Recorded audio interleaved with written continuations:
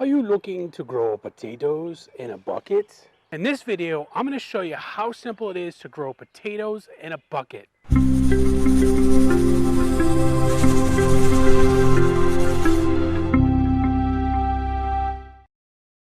Hi, this is Jeremy Starke here from Green Thumb Gardening, here to give you some tips, tutorials, and reviews for all your gardening needs. In today's video, I'm going to show you how simple it is to grow potatoes in a bucket. If you don't actually have a bucket, you can also use a container or what they call a grow bag, which is just simply a kind of a mesh-like bag that you can grow it in. So I'm going to go over the method on how to do it, how simple it is, and how to get started from seed to start. But first, before we get started, if you could, please give us a green thumbs up. Let us know that this video is helpful for you. And also, if you could, hit that subscribe button down below. It's right there, down there somewhere, I don't know. It's got a little bell on there, so make sure you hit that too so you get notified of any new videos that we do have. Also, too, if you want to grab, I have a good handout for you guys. If you want to learn how to save some money in your garden each year, check out the link above. There's a link to it, and if you just sign up for that, and I'll send you off a free hack guide on how to save some money in your garden. Now that we got that out of the way, let's get right in. All right, so now you want to make sure that one of the most things that you need to have with your potatoes planting is you want to actually have the seed potato plants, and the seeds are going to actually come with these little sprouts on the top. If you can see them right here, these are basically chitted, and they're ready to go in to get planted. You can find these, you can get these at your seed company stores that they have. Actually, at the time of filming this, they're actually ran out of the stock of it. So I actually found some Yukon Gold ones that I had in my cabinet. So what I did is I did leave them out, and I went through the process of chitting them, where they do have some of the buds on here. Now I went ahead and I already cut these up. But what I wanted to show you is you're going to get some of them that are going to have multiple ones on there. So what you can do is cut them up into different chunks. So these are actually one seed plant. You don't want to cut them too small. You want to leave at least an inch on it, because it does have a little bit of the food that the roots will grab the energy from. So you want to leave a little bit on there. You don't want to cut it off too small. But once you get them cut up, they're ready to go into the container. So what you need is you want to grab, if you do have a 5-gallon bucket, you want to make sure that you have what's called a food grade bucket. And these are the buckets that are made for food. So this one was actually from sauerkraut. You can usually find a lot of these things at bakeries. They might have frosting in it or some type of flour. But one of the most important things on the bottom is you want to make sure that it has a number 2 on here. I don't know if you can see that in the camera. But it has to be the HDPE, and that's basically food safe. It is food grade for, so that doesn't leach any kind of different plastic in it. The ones that you get at the hardware store, they might not be the right type of plastic, so just look on the bottom of it. If you see a 2 on them, then you can actually use it. The other thing, what I love to use is, I love using these containers that I can get for free at nurseries. This is actually a 14-gallon. This is the one I'm going to plant this in, because it's got a nice size for planting these potatoes in. But these are great for planting anything, and usually you can find them for free. They have so many of them, these nurseries, that they don't know what to do with them. So if you just go there and ask, I'm sure they'll give you a few that you need. And they last pretty well. I think this is the 3rd season I've had these. I mean, they're not like, perfectly ones that you would buy, plastic at the store. You can also use other containers that you can find at your local store or anything, or order online. The other great option is these grow bags. They're like a mesh bag. I love them because they have handles on them too. But these are great because they come in different sizes. I think this one is a 10-gallon one. They're great because they're nice and light, and you can put them just about anywhere in your yard for those. But for today's video, we're gonna use this right here.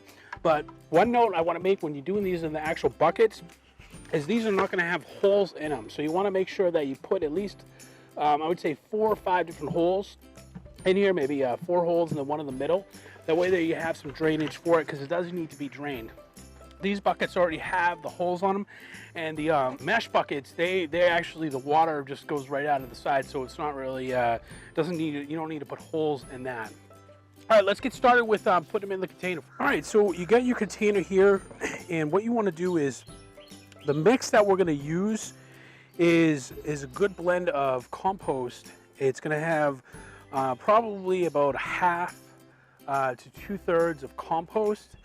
The other mix that you can put in here with the compost is, because it's in a container, is you want to use either some type of vermiculite or perlite, which is the perlite's those little white balls.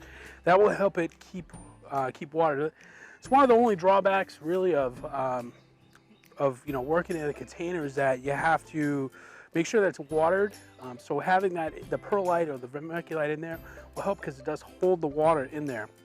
So I already have a soil blend started up here. So what I do is I just add a lot of it to the bottom, and I want to have at least, say, 4 to 5 inches of soil on the very bottom of this. So this is from last year, one of last year's containers. I still use a lot of the same soil for my containers each and every year. But what I do is I add in a good mix of more cow manure. So this right here is the cow manure.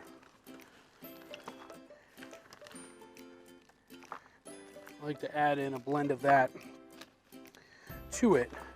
So I'll kind of mix this up a little bit in here.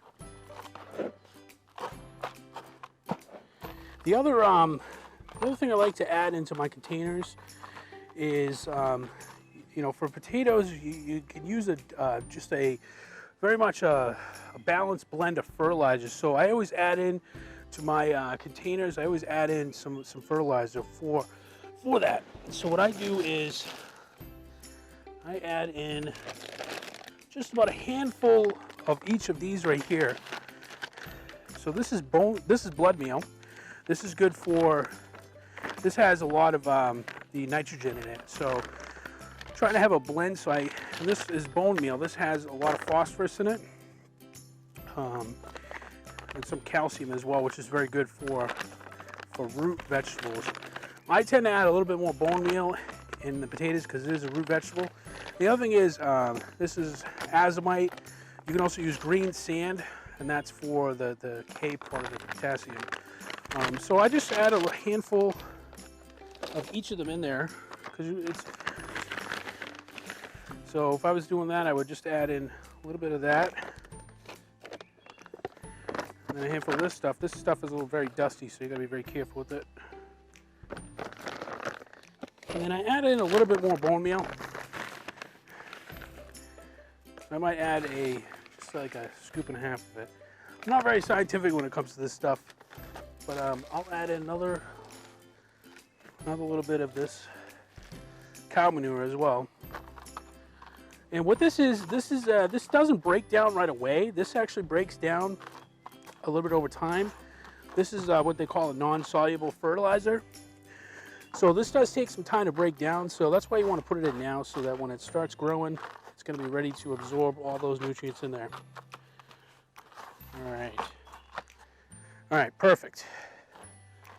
So what I do is I just kind of make a little bit of holes. So for this one, I'm just going to plant 3 in this one right here, because it's a little bit bigger. So kind of make like a little triangle, make a little hole right there, and then I'm going to take my potato.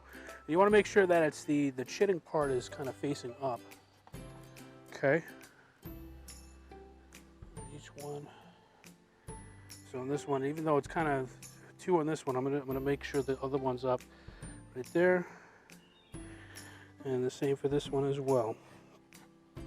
All right. And once you do that, you can do a little more cow manure.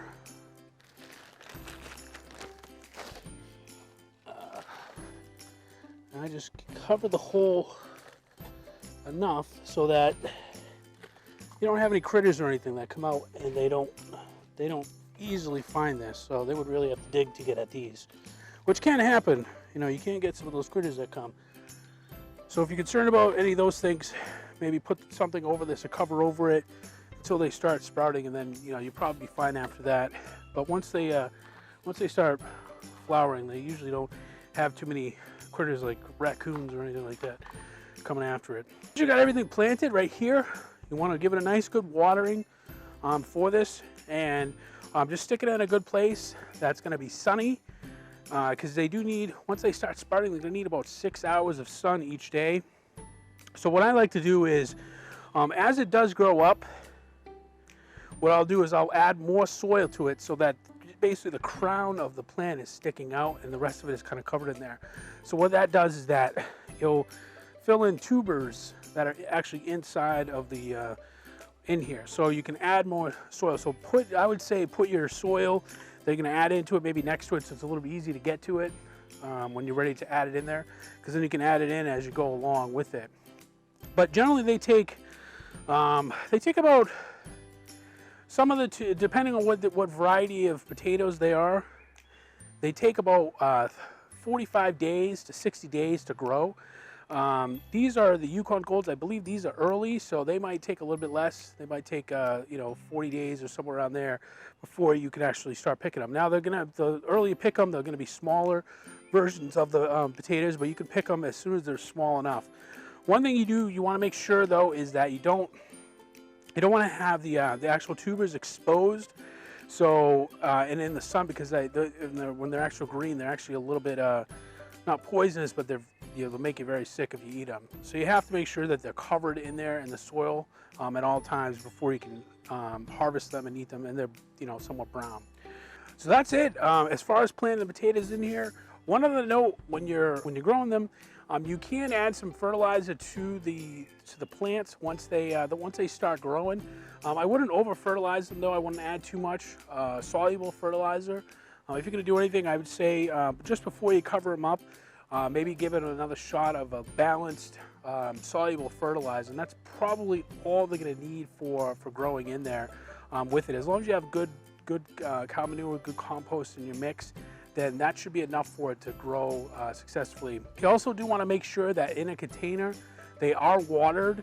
So once it gets a little bit hotter out, you want to make sure that you check in the soil, and you don't want them to dry out, but you also don't want it to you don't want it to be too wet.